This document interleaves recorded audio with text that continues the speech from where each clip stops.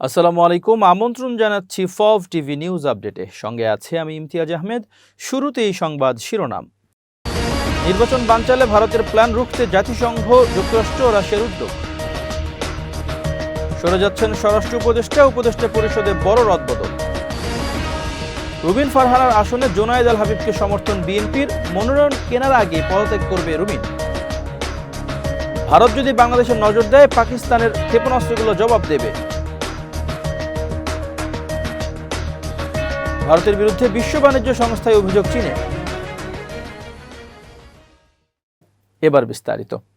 বাংলাদেশের নির্বাচন বানচাল করতে ভারতের বিজেপি সরকারের একটি অংশের চক্রান্ত রুখে দিতে যৌথভাবে কাজ শুরু করেছে জাতিসংঘ, মার্কিন যুক্তরাষ্ট্র ও রাশিয়া। 22 ডিসেম্বর ঢাকায় স্থানীয় সময় সন্ধ্যা 7টায় দক্ষিণ ও মধ্য এশিয়া বিষয়ক মার্কিন বিশেষ দূত সার্জিও গোরের সঙ্গে টেলিফোনে আলাপ করেন প্রধান উপদেষ্টা ডক্টর মোহাম্মদ ইউনূস। প্রায় আধা ঘন্টা ধরে চলা এই আলোচনায় আগামী বছরের 12 ফেব্রুয়ারি সাধারণ নির্বাচন আয়োজনের প্রতিশ্রুতি পুনর্ব্যক্ত করেছেন প্রধান উপদেষ্টা ডক্টর মোহাম্মদ ইউনূস। তিনি বলেছেন, জাতি তাদের ভোটাধিকার প্রয়োগের জন্য অধীর আগ্রহে অপেক্ষা করছে, যে অধিকার স্বৈরাচারী সরকার চুরি করেছে। ভারতে নিযুক্ত মার্কিন রাষ্ট্রদূত সার্জিও গোর সাম্প্রতিক শুল্ক আলোচনায় নেতৃত্বের জন্য ডক্টর ইউনূসকে অভিনন্দন জানান, কারণ বাংলাদেশি পণ্যের উপর মার্কিন পারস্পরিক শুল্ক 20% নামিয়ে আনতে সফল হয়েছিল। মার্কিন বিশেষ দূত শহীদ ওসমান হাদির বৃহৎ জানাজা নিয়েও আলোচনা করেন। প্রধান উপদেষ্টা উল্লেখ করেন, ক্ষমতাচ্যুত স্বৈরাচারী শাসনের সমর্থকরা নির্বাচনী প্রক্রিয়া ব্যাহত করার জন্য কয়েক মিলিয়ন ডলার ব্যয় করছে এবং তাদের পলাতক নেতা সহিংসতা উস্কে দিচ্ছে। তিনি বলেন, অন্তর্বর্তীকালীন সরকার যে কোনো চ্যালেঞ্জ মোকাবেলায় পুরোপুরি প্রস্তুত রয়েছে। তিনি বলেন, নির্বাচনের আগে আমাদের প্রায় 50 দিন সময় রয়েছে। আমরা একটি অবাধ, সুষ্ঠু ও শান্তিপূর্ণ নির্বাচন চাই। আমরা এটাকে অসাধারণ করে তুলতে চাই। এই আলোচনার মাধ্যমে ভারতে নিযুক্ত মার্কিন রাষ্ট্রদূত সার্জিও গোরের কাছে মূলত দিল্লিকে একটি বার্তা দিয়েছেন প্রধান উপদেষ্টা, যাতে দেশটির নির্বাচন বানচালে আর কোনো ষড়যন্ত্র না করে। এদিকে ভারতের বিজেপি সরকারের ফাঁদে পা না দিয়ে বাংলাদেশের নির্বাচন কমিশন ঘোষিত ত্রয়োদশ জাতীয় সংসদ নির্বাচনের তফসিলকে স্বাগত জানিয়েছে রাশিয়া। ঢাকায় নিযুক্ত রাশিয়ার রাষ্ট্রদূত আলেকজান্ডার গ্রিগোরিয়েভিচ খোজিন আশা প্রকাশ করেন, আগামী 12 ফেব্রুয়ারি নির্ধারিত সময়ে বাংলাদেশের জাতীয় সংসদ নির্বাচন অনুষ্ঠিত হবে। তিনি আরও বলেন, আমরা আশা করি নির্বাচনের আগে দেশে একটি অনুকূল ও শান্তিপূর্ণ পরিবেশ বজায় থাকবে। রাষ্ট্রদূত জানান, রাশিয়া এ বিষয়ে বাংলাদেশের নির্বাচন কমিশনের সঙ্গে নিয়মিত যোগাযোগ রাখছে। বাংলাদেশ নির্বাচন পর্যবেক্ষক পাঠানোর জন্য তারা এখন কমিশনের পক্ষ থেকে আনুষ্ঠানিক আমন্ত্রণের অপেক্ষায় রয়েছে। এদিকে বাংলাদেশের নির্বাচন আয়োজনে সর্বাত্মক সহযোগিতা করার জন্য ইতোমধ্যে কাজ শুরু করেছে জাতিসংঘ। নির্বাচনে তরুণ, নারী ও প্রান্তিক জনগোষ্ঠী সহ সকল নাগরিকের স্বতঃস্ফূর্ত অংশগ্রহণ নিশ্চিত করতে জাতিসংঘের উদ্যোগে চালু করা হয়েছে নতুন একটি ডিজিটাল প্ল্যাটফর্ম।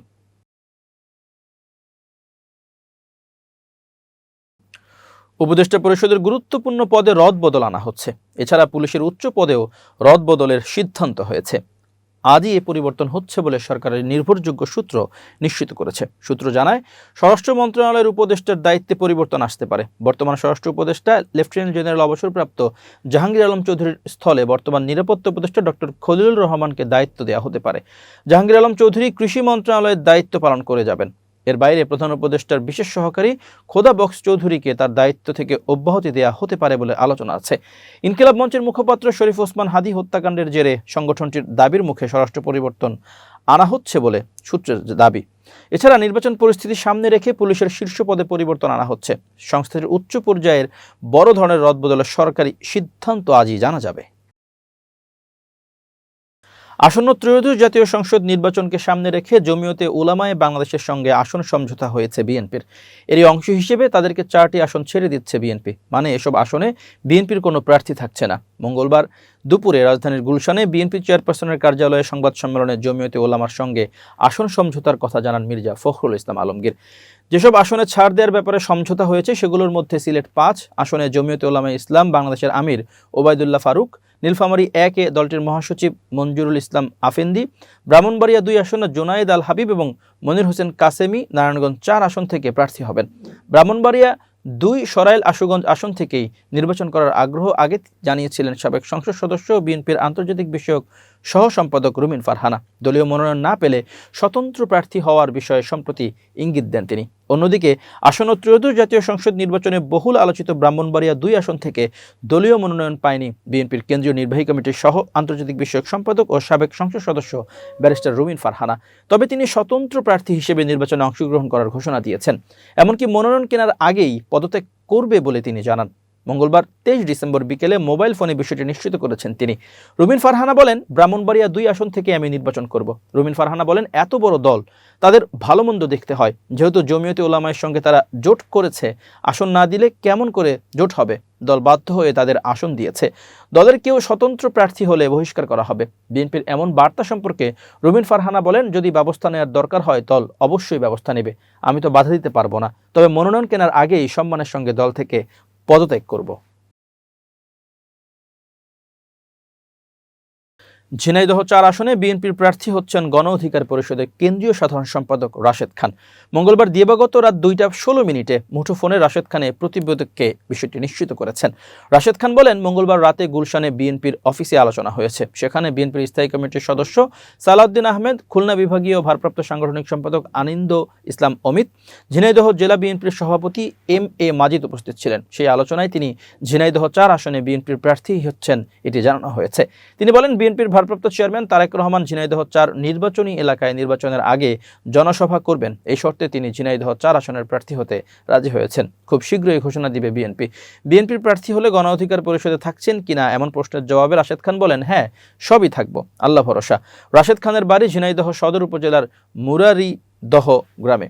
সে ওই গ্রামের নবে বিশ্বাসের ছেলে। তিনি গণ অধিকার পরিষদের কেন্দ্রীয় সাধারণ সম্পাদক হিসেবে দায়িত্ব পালন করছেন। এদিকে এ খবর জানাজানি হলে ক্ষোভ প্রকাশ করেছে বিএনপির নেতাকর্মীরা। তারা এই আসনের বিএনপির কাউকে মনোনয়ন দেওয়ার দাবি জানান। এখন পর্যন্ত ঝিনাইদহের 4টি সংসদীয় আসনের মাত্র একটিতে বিএনপির প্রার্থীর নাম প্রকাশ করা হলেও বাকি 3টিতে প্রার্থীর নাম ঘোষণা করেনি বিএনপি। এবার আন্তর্জাতিক প্রসঙ্গ। পাকিস্তানের ক্ষমতাসীন দল মুসলিম লীগের যুব শাখার নেতা কামরান সাইদ উসমানী ভারতকে সরাসরি হুমকি দিয়ে বলেছেন, বাংলাদেশে খারাপ কোনো অভিপ্রায় নজর দেয়, হামলা করে, তাহলে পাকিস্তানের সেনাবাহিনী এবং মিসাইল তার জবাব দেবে।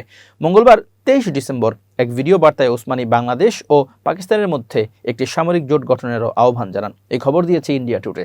কামরান সাইদ উসমানী এক ভিডিওতে বলেছেন, যদি ভারত বাংলাদেশের সার্বভৌমত্বকে হামলা করে, যদি কেউ খারাপ অভিপ্রায়ে বাংলাদেশের দিকে চোখ দেওয়ার সাহস দেখায়, মনে রাখুন, পাকিস্তানের জনগণ, পাকিস্তানের সেনাবাহিনী আর আমাদের মিসাইল কিন্তু দূরে নয়। ওসমানী বলেন, বাংলাদেশে যদি ভারত অখণ্ড ভারত চিন্তাভাবনা চাপিয়ে দেওয়ার চেষ্টা করে, তাহলে পাকিস্তান এটি সহ্য করবে না। তিনি দাবি করেন, পাকিস্তান এর আগেও ভারতকে কঠিন পরিস্থিতিতে ফেলেছে, যদি প্রয়োজন হয় তাহলে আবারও এমনটি করবে। তিনি বলেন, সীমান্তে বিএসএফ বাংলাদেশকে বিরক্ত করছে এবং বাংলাদেশকে হিন্দু রাষ্ট্র বানানোর চেষ্টা করছে। তিনি প্রস্তাব দিয়ে বলেন, আমাদের প্রস্তাব হলো বাংলাদেশের পাকিস্তানের সঙ্গে সামরিক জোট গঠন করা উচিত। বাংলাদেশে পাকিস্তানের আর পাকিস্তানে বাংলাদেশের ঘাঁটি স্থাপন করা উচিত। ওসমানীর মতে, এ ধরনের ব্যবস্থা উভয় দেশের কৌশলগত নিয়ন্ত্রণ শক্তিশালী করবে এবং চীন পাকিস্তান অর্থনৈতিক করিডোর সিপিইসি বাংলাদেশের বন্দরগুলোর সাথে যুক্ত করবে। তিনি দাবি করেন, যারা বন্দর ও সমুদ্র নিয়ন্ত্রণ করে তারাই বিশ্ব শাসন করে। পাকিস্তান বাংলাদেশ সামরিক অংশীদারিত্ব আঞ্চলিক ক্ষমতার ভারসাম্য উল্লেখযোগ্যভাবে পরিবর্তন করবে বলেও তিনি মন্তব্য করেন। চীন সৌর সেল ও মডিউল এবং তথ্য প্রযুক্তি পণ্যের বাণিজ্যে ভারতের নেওয়া কিছু ব্যবস্থার বিরুদ্ধে বিশ্ব বাণিজ্য সংস্থায় ডব্লিউটিও অভিযোগ দায়ের করেছে বলে মঙ্গলবার জানিয়েছে সংস্থাটি।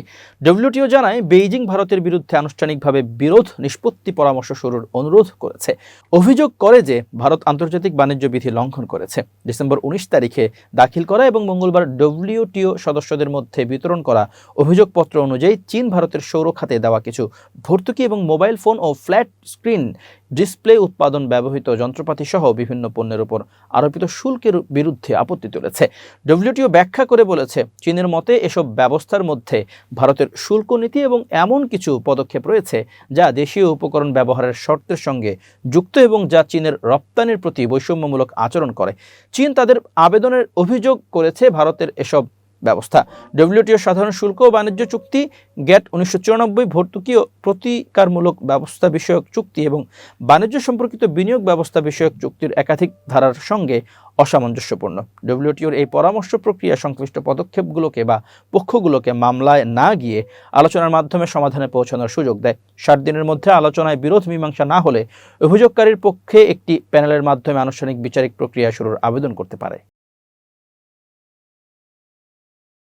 এবার বিজ্ঞান ও প্রযুক্তির খবর। Human washer of the future নামের এই যন্ত্রের একটি মডেল গত অক্টোবরে ওসাকায় এক প্রদর্শনীতে প্রদর্শন করা হয়। সে সময় যন্ত্রটি দেখার জন্য দীর্ঘ লাইন পড়ে গিয়েছিল। জাপানি প্রতিষ্ঠান সায়েন্স যন্ত্রটি তৈরি করেছে। এটি 1970 সালে ওসাকায় আয়োজিত এক্সপোতে প্রদর্শিত একটি পুরনো পণ্যের আধুনিক সংস্করণ। গত শুক্রবার 28 নভেম্বর নির্মাতা কোম্পানি সায়েন্স এর মুখপাত্র সাচিকো মাইকুরা বলেন, আমাদের কোম্পানির প্রেসিডেন্ট তখন 10 বছরের শিশু ছিলেন। সেই প্রদর্শনী থেকেই তিনি অনুপ্রাণিত হয়েছিলেন। তিনি আরও বলেন, এই মেশিন শুধু শরীর নয়, মনও পরিষ্কার করে দেবে। একই সাথে ব্যবহারকারীর হৃদস্পন্দন ও অন্যান্য গুরুত্বপূর্ণ শারীরিক লক্ষণও পর্যবেক্ষণ করবে। ওসাকার একটি হোটেল প্রথম ক্রেতা হিসেবে একটি মানব ওয়াশিং মেশিন কিনেছে এবং অতিথিদের জন্য সেবা চালু করার প্রস্তুতি নিচ্ছে। মুখপাত্র মাইকুরা বলেন, মেশিনটির মূল আকর্ষণ হলো এটি খুবই বিরল একটি যন্ত্র। আমরা প্রায় 50টি মেশিন বানানোর পরিকল্পনা করছি। যন্ত্রটির বিক্রয় মূল্য নির্ধারণ করা হয়েছে 6 কোটি ইয়েন, অর্থাৎ $3,85,000 মার্কিন ডলার। এবার খেলার খবর। আসছে 2026 বিশ্বকাপের পর ফ্রান্স জাতীয় দলের দায়িত্ব থেকে অব্যাহতি নেবেন দিদিয়ের দেশম, আর তার স্থলাভিষিক্ত হতে ইতোমধ্যে প্রাথমিক চুক্তি করে ফেলেছেন জিনেদিন জিদান। এমন খবর জানিয়েছেন বিখ্যাত ইতালিয়ান ক্রীড়া সাংবাদিক ফেবিজিও রোমানো। আনুষ্ঠানিক ঘোষণা না হলেও ফ্রান্সের সংবাদ মাধ্যম আগেই জানিয়েছিল চুক্তির কথা। এবার সে পালে হাওয়া দিলেন রোমানো। এর আগে 2016 থেকে 2018 এবং 2019 থেকে 2021 পর্যন্ত 2 দফায় রিয়াল মাদ্রিদের কোচ ছিলেন জিদান। কোচিং করিয়েছেন বেনজেমা, রোনালদোর মতো তারকা ত্রয়ীকে। তাই ফ্রান্সের তরুণ এই তারকা দলের দায়িত্বে মানিয়ে নিতে সমস্যা হওয়ার কথা না জিদানের। 1998 সালে ফ্রান্সের বিশ্বকাপ জয়ের নায়ক রিয়ালের কোচ হিসেবে জিতেছেন টানা 3টি চ্যাম্পিয়ন্স লিগ শিরোপা। এছাড়া 2টি লা লিগা সহ স্বল্প সময়ের কোচিং ক্যারিয়ারে ঝুলিতে ভরেছেন মোট 11টি শিরোপা।